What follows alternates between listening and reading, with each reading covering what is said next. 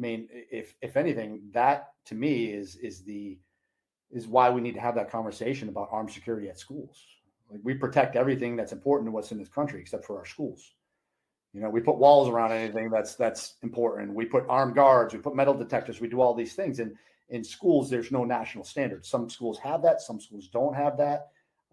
Some schools have plans, which we've seen schools that have plans where the doors are locked and someone props a door open for ventilation, like Uvalde. And Yeah. right, the plan's only as good as it's executed. And in a situation where you're risking your life, it's a lot easier to make that decision if you're already in the situation. Meaning, if you're a security guard armed in the school or a resource officer already there, it's a lot easier than if you're coming from outside the situation and now someone's asking you to insert yourself into a life or death situation. Which it's funny, after these happen, everybody says, "Oh man, I would have gone in there. I would have killed that dude. I would have done this. I would have done that." Yeah. Okay, Sure. dude. Yep. You can say that all you want on social media, but when push comes to shove and bullets are coming back at you, people make decisions based on what's important to them. And if your kid isn't that school, then your motivation to go in there and save lives isn't the same. And we saw that in Stoneman Douglas, where the officer didn't go in the school.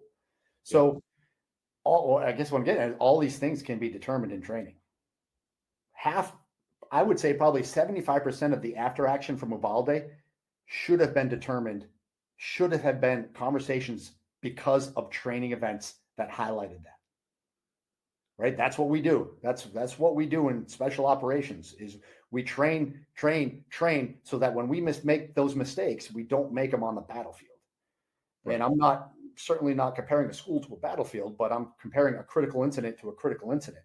The only way you get better at managing a critical incident under stress is to train for critical incidents under stress. Yep. And that doesn't happen in law enforcement outside of SWAT teams almost at all.